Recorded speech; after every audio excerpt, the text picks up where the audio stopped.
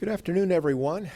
Welcome to our happy post-launch press conference for Juno and the Atlas V rocket, launched earlier in the afternoon. Here to talk about the mission and the status of the Juno spacecraft is Jim Adams, the Deputy Director for the Planetary Science Division at NASA headquarters in Washington. Scott Bolton, the Juno Principal Investigator from the Southwest Research Institute. And Jan Chodas, the Juno Project Manager from the Jet Propulsion Laboratory. And we'll begin first with Jim Adams. Jim? Well, thanks, George. It was a great day for a launch, and we're extremely happy that the weather cooperated with us and Tropical Storm Emily dissipated in the Caribbean. We're at NASA headquarters. We're extremely proud of the Juno team entering the launch phase of this, our year of the solar system. And we're looking forward to just some fantastic science in roughly 5 years' time. I think the team should be commended for delivering this mission on cost and on schedule in an environment that is extremely difficult, and the expectations of the team were very high. And so I convey my thanks to everybody who was involved in the Juno effort. And we look forward to the science that we're going to get back here in 2016, right, Scott? Take it over. Yeah, 2016. In fact, next stop is Jupiter. We arrived there July 4th on 2016. Go into orbit there, polar orbit, and start to unlock those secrets of Jupiter that we've been trying to get at for a long time. I can't be happier. I mean, I could not be happier than this. It's sort of like a dream come true. You know, more than 10 years ago, we had these ideas. And then, you know, yesterday, looking at that rocket, I realized, really starting to put together that this is happening. There's the spacecrafts inside the rocket, and we're about to leave. And today we left. And we're on our way. And, you know, at this point, the spacecraft's out, it's open, the solar arrays are open, we're flowing our electricity through the veins of Juno, and we're on our way and getting ready now to gather all the great science and get everything working. And it's just really a thrill. It's exciting, it's a relief, because there's some tension associated with this, of course. But I'm happy that everything worked on schedule, and you know, we're on budget, on schedule, and we launched on the first day. The whole story's consistent, so I'm happy. And Jan will give you some details of exactly what's going on with the spacecraft right now. Thanks, Scott. Well, this is certainly a wonderful day for the Juno team. We had planned for this day for many years. Everything clicked off like clockwork today. We didn't launch at the opening of the window, but we had planned to have our 69-minute window here today to allow for things to check out at the last minute, make sure everything was on track, ready to go. We lifted off at 12:25 p.m. Eastern Daylight Time. We separated 53 minutes later, so about 1:18 p.m. Eastern Daylight Time. The launch vehicle left us off at the nominal attitude, right where we wanted to be. The launch vehicle folks did a fantastic job, gave us a great ride. And the Deep Space Network was amazing. Perth had acquired us. That's the ESA station that we had for downlink recording at 1:18:30. 24 seconds after we separated from the Centaur upper stage. The Canberra DSS-34 station locked up with us at 1:18:45, 39 seconds to lock up after separation, which is just a phenomenal statistic from the Deep Space Network. Couldn't be happier with that. We started our solar array deployment about 5 minutes later as planned. The arrays deployed properly. We spun down to 0.4 RPM as predicted, right on the dot, and then the spacecraft spun us back up to 1 RPM as planned. We were left off about 19 degrees off sun within the 20-degree cone that we needed, so we did not need to turn to put the arrays on the sun. We were already pointed in the right direction.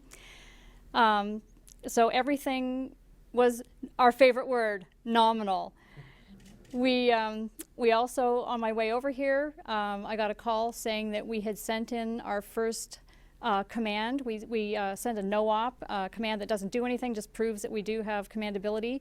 So I'm happy to say that we are stable, we are spinning, we are power positive. The arrays are picking up power and recharging the battery, and we're commandable. And so those are the 4 things that we wanted today. Couldn't be happier. The other thing I was going to note was our batteries only discharged to 90% during the ascent, so they gave us a phenomenal performance during that time. And in fact, they didn't have to work that long because they were good for 6 plus hours after separation, and we got off on the solar arrays within minutes. So thank you to the extended Juno team, our KSC and launch vehicle friends, the science community that we were eager to do this for. It was just a team effort from start to finish. I'm really looking forward to a great ops ride. Thank you, Jan. And we'll take questions now. Please give your name and affiliation when the microphone comes to you, and we'll start here in the front with Marcia.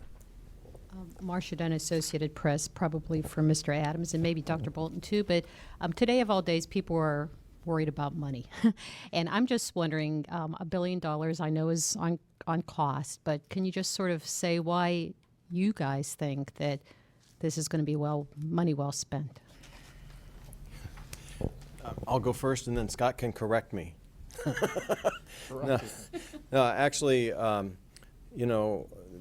exploring the solar system is all about finding our place in the universe.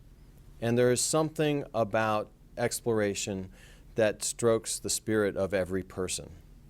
And so I believe that unlocking the mysteries of how we got here is a fundamental question that if everybody would pause and think about for a moment, they would find is something that's deep within them. And I believe that it's worth the money to go find out the answers to these questions.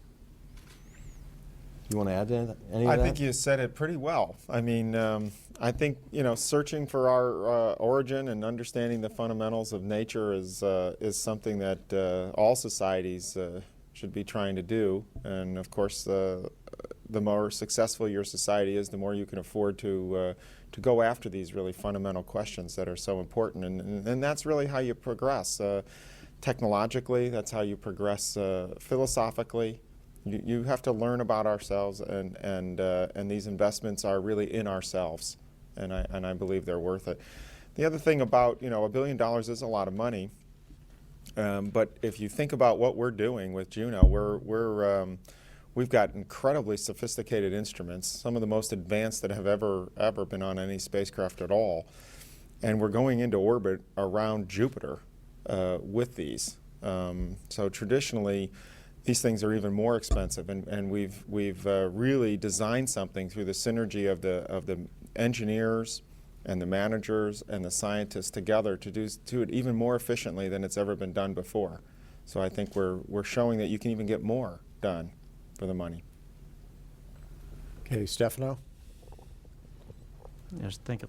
Stefano Colodano for Italian radio and TV. Excuse me, what is the current speed of the spacecraft, if you know? I don't know. Or at separation? We'll probably have to get that. Oh, yeah, we'll have to get back to you. I'm not sure if it's in the press kit or not, but you're asking at separation, what was our velocity? The only thing I can tell you is it's greater than the escape velocity of the Earth. But I don't know that exact number, but I'll bet you one of our guys can get that to you. Okay, question right here. Leo Enright with Irish Television. I was wondering what an average day at the office is going to look like for the flight control team for the next 5 years. I mean, is there a room where people will gather every day to control this spacecraft, or do they just come to it once a week, or can they do it, from their sofa at home with an internet connection? Or, could you talk just briefly, how does it look when you're in a coast for this length? Well, it's not 5 years of boredom, that's for sure. At first, what we'll do is monitor the spacecraft around the clock, because we want it's a brand new baby. We want to make sure that we learn to understand and appreciate its quirks and idiosyncrasies. So we want to monitor it carefully. When we feel comfortable, and so we have DSN passes around the clock.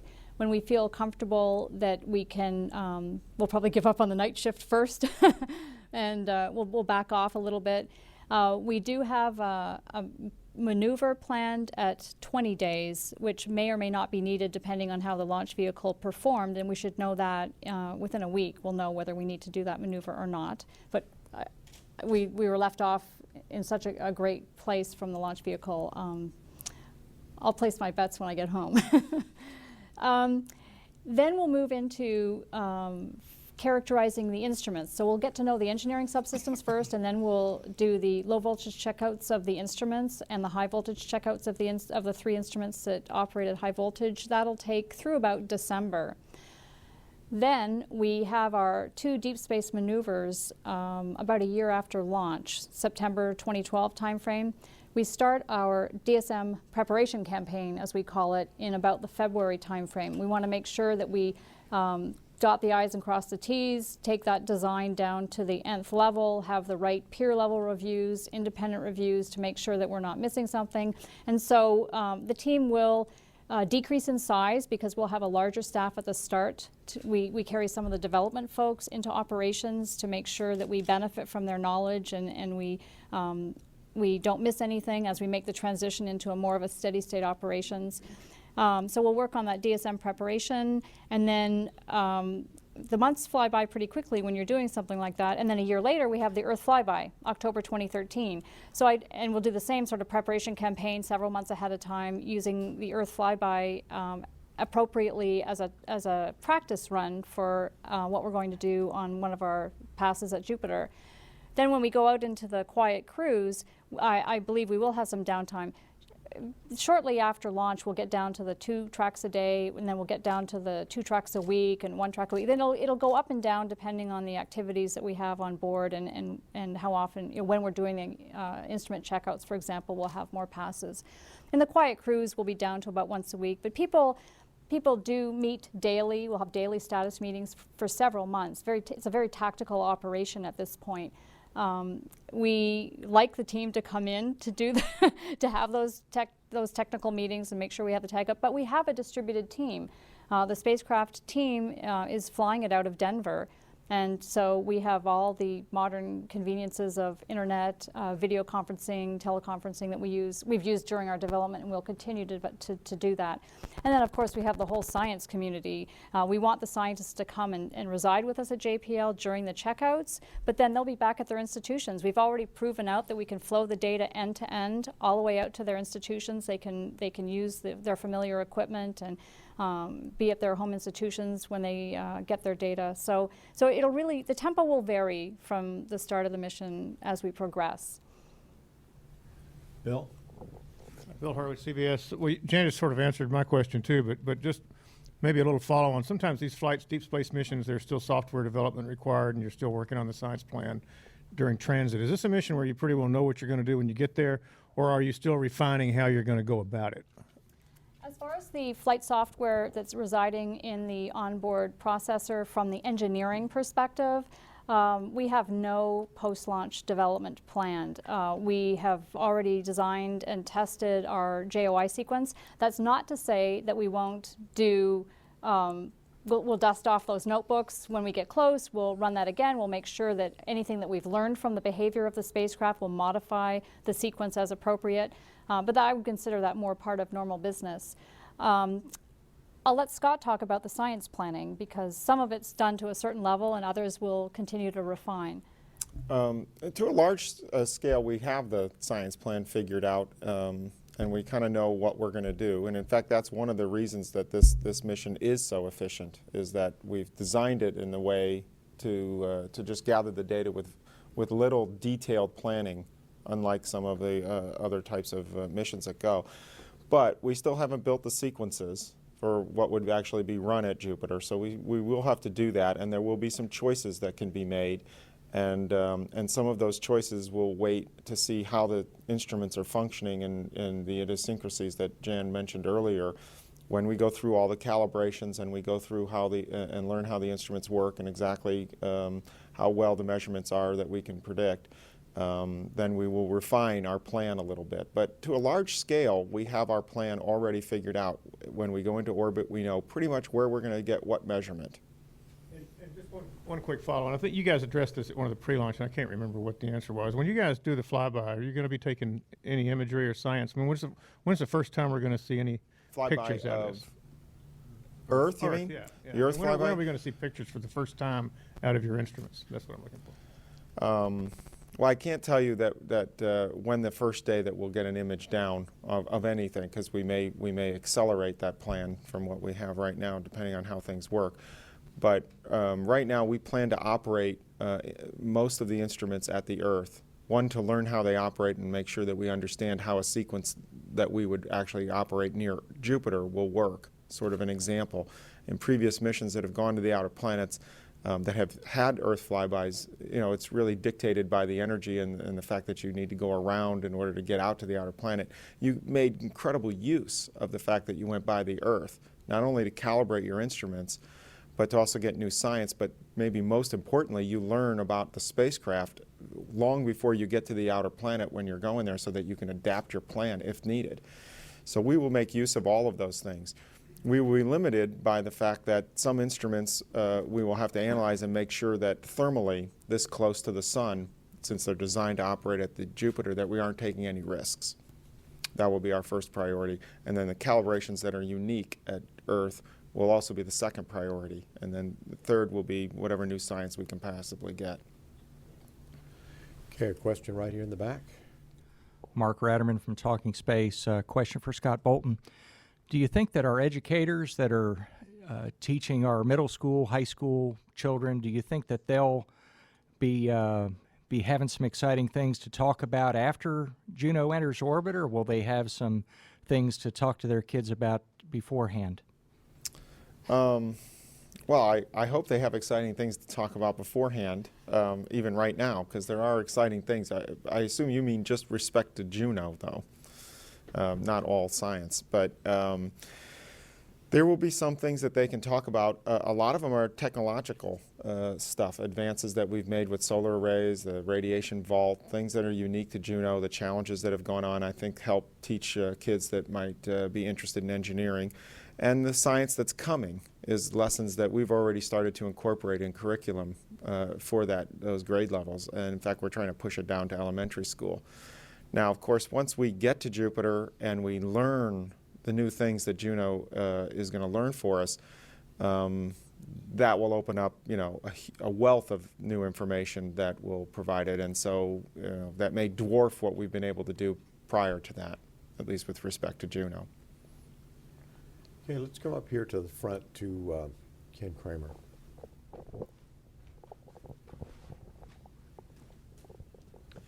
Hi, Ken Kramer for Spaceflight Magazine. For Scott Bolton, please. I wonder if you could tell us a little bit about how this idea originated in your mind, the kernel of the idea, when you came up with it, how it might have evolved. Is it every bit that you wanted?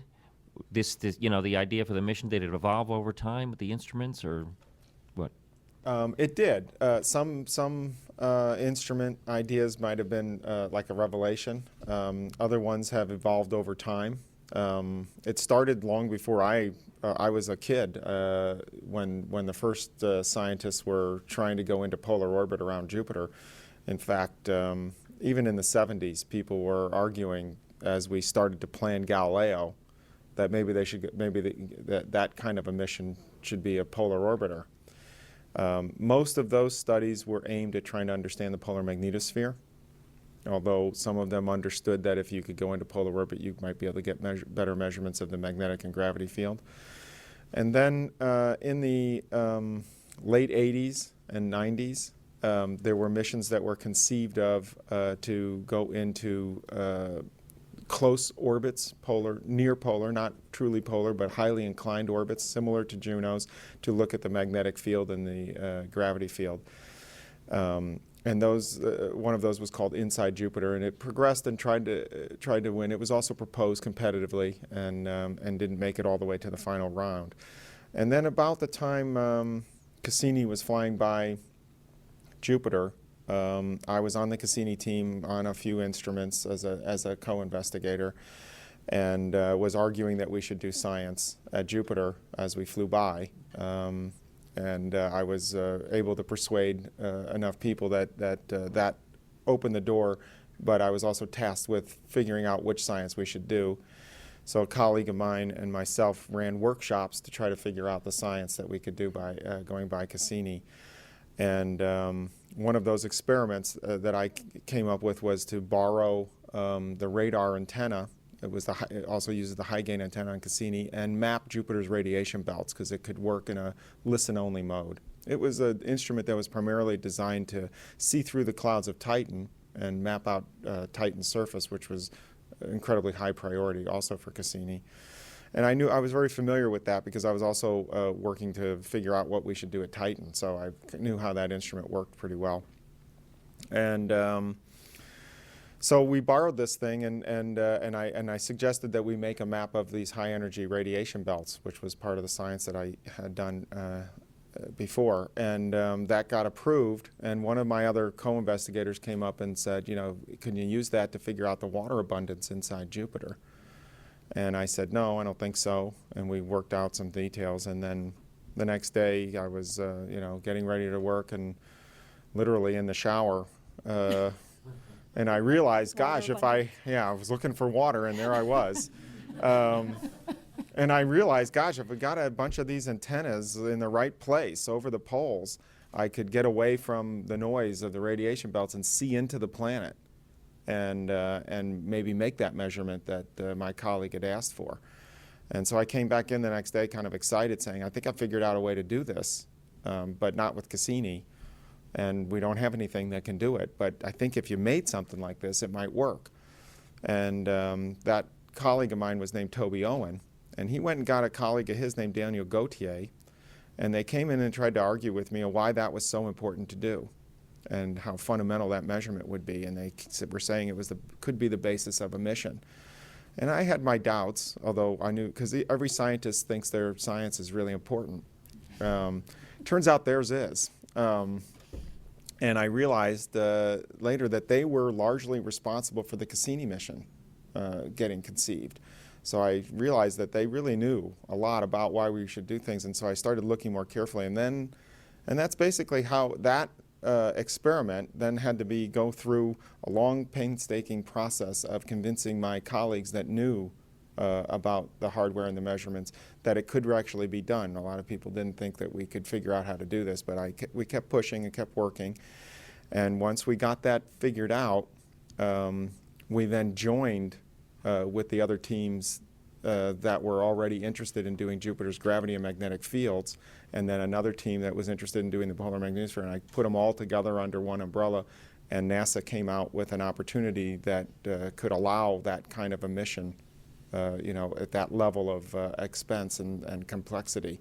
And so we all came in under one umbrella and proposed Juno, and that was back, the ideas were conceived maybe back in around 1999, when the water abundance idea came in, and it got added for the AO was about 2003, and so that's when the teams all came together, and so that's how long we've been working together.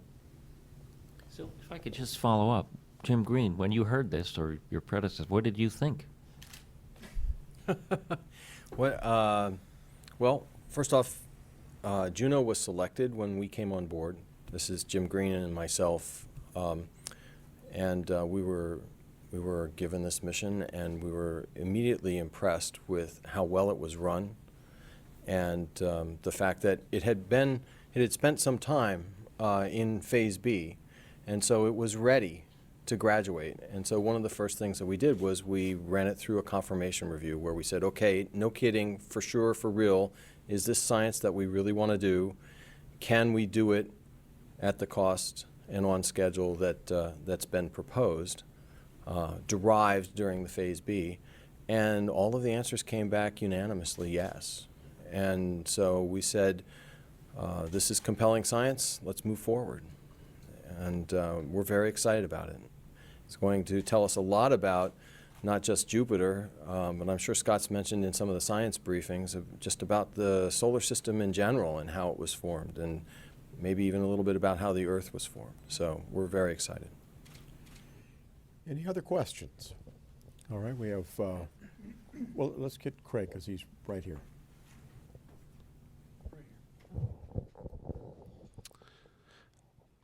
Thanks very much. It's Craig Kovalt with Aerospace America. For Jim Adams, a question relative to the decadal. Now that you've had some time, how do things stand with ESA on major issues on the decadal? Anything new there relative Mars, for example? So the decadal survey is, for those that don't know, is a 10-year outlook of the science that ought to be pursued by planetary science from 2013 to 2023, essentially, or the end of 2022. We're in the process of mapping out our plan on how to respond to the decadal survey. And international partnerships, like in all of our missions, play a key role in that. It's not quite all firmed up yet, but we're working on that. What we're really excited about is the fact that Juno played a key role in the previous decadal survey and tells us a lot, or answers a lot of the questions that were asked by the previous decadal survey. And so we're looking forward to doing that in the middle of this decade as we're working on responding and putting together missions that will respond to the next decadal survey. Okay, we'll take one more question. This lady right in front, right here. Jackie Goddard for the Times of London. This phrase, unlocking the mysteries of the universe, is one that folks like you use a lot in explaining stuff to us, and that we use a lot when we're writing our articles and whatever. In terms of this particular mission, how great a leap in understanding are we expecting? Is it going to be kind of inching our way along that scale of understanding, or are we expecting one giant leap? Well, my belief is that we make progress by taking many small steps. And there are some great leaps that you get to do once in a rare while. But most of the progress we make as humans is we make small steps, and we just have to keep at it.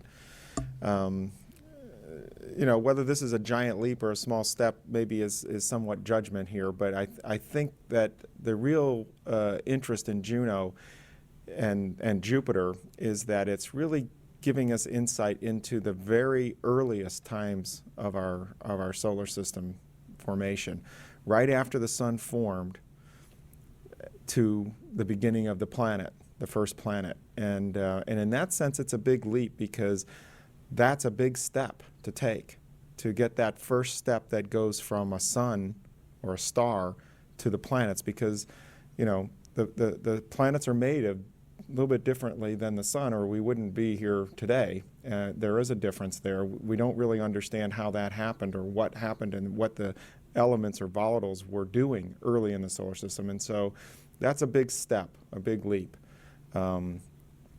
However, you know, I don't want to imply that other steps aren't equally important. I mean, I think that if we're going to understand nature and understand ourselves and our role and all of the planets, we need to keep looking at all the planets. We need to look at every body we can in the solar system and in the universe, and galaxies, stars, everything, and really try to understand how they're different and what role they play and how we fit in. Todd? Todd Halverson of Florida Today. I was just curious if any of you were conscious of the fact that you guys are the first post-shuttle era launch, and what your thoughts, if any, have been on that, and whether you really could kind of feel that. I certainly felt it today as that rocket was going up, and I think a lot of people around the center did. And I'm just wondering what your thoughts are on that. That's a great question, and maybe all three of us could answer what we think about that. About 4 months ago, I was in an elevator with Charlie Bolden, and I said, you know, Juno is the first launch after the last shuttle, and we need to find a way to engage the people that are going to feel that loss. And so I said, you know, normally we invite 300 to 1,000 people out to an expendable launch vehicle launch, I said, Charlie, what do you think about inviting 10,000 people? And he said, that's a great idea. Let's figure out how to make that happen. And I immediately backed away, and I said, oh, well, I don't know if I could do 10,000, maybe 5,000. He said, if you don't try, then you won't make it. And latest estimates were that we beat the 10,000, not just invitees, but actual people that watched. And we're extremely excited about coupling the energy that the nation has with regard to human spaceflight into understanding what we're doing in science. Because right now, science is really the positive face of this agency. We're looking very forward to what we can tell the world about what we're doing in planetary science. And stick around. It's going to be a great year. We've got GRAIL and MSL coming up, and it's just going to be fantastic. You guys have comments on that? Well, I mean, it was exciting. It's sort of a privilege, I feel, to be in that transition spot and have the attention and the spotlight that comes with that. We didn't plan this. When we were figuring out when to launch, we were just trying to figure out, when are we going to finish, and where's Jupiter, and where's Earth, and how do we get there? And we picked our launch date, and or I should say, the launch date picked us. And then the shuttle program started to wind down, and of course, the exact last shuttle danced around a little bit, and we ended up falling on that right where it is. I have a great respect for the human spaceflight program and the shuttle program. I think they achieved incredible things, and so I'm honored to be in this transition, trying to help out a little bit. I think you're right. There's people that feel a loss, and there's also the public that needs to understand that the NASA's more than about the shuttle. It's really about exploration in general and just reaching out, trying to understand and reach ourselves, both physically as humans, out to the stars. When I was a kid, I used to look up, from these dark fields and feel myself hurtling through space on this planet, kind of on a rock. I'm hurtling through this three-dimensional star field. I used to imagine this. Of course, I watched Star Trek too. And I think that reaching out there, trying to get out there, is very important. So I really love the shuttle program and the Apollo program that came before that. But we're in this magical period, and we need to make sure that everybody realizes that NASA also reaches out to understand nature with science, and this is a platform to emphasize that to people. And so I think that we're fortunate that to be here, and Juno, fortunately, is sort of an exciting, fundamental mission that can carry that kind of thing forward. Jan, you probably may have your own views. I would just I agree with what Jim and Scott said, and I guess I would just like to add that it's serendipitous that we are the first mission to launch in the post-shuttle era, and I'd like to think that the excitement that the human spaceflight program has generated in the American and world population will carry over to the planetary scientific missions a little more than it used to. As Jim pointed out, it's unusual to get 10,000 people at a planetary launch, an unmanned launch. And so I'm just happy for the opportunity to publicize the great science that we're doing, and maybe we're getting some of that because we're riding on the coattails of the excitement and emotion of the last shuttle launch. All right, that's going to conclude our launch coverage today. And we're going to close out now with a replay of the launch from earlier this afternoon. Thank you very much.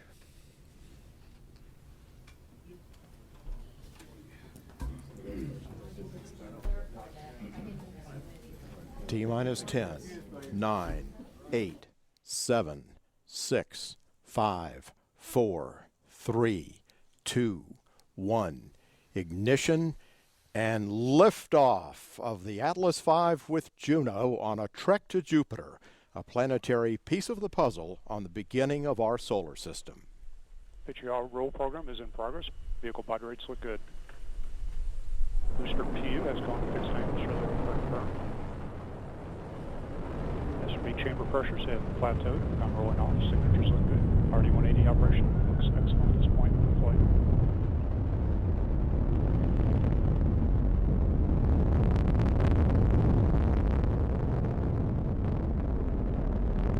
Mach 1. SRB chambers continue to roll off.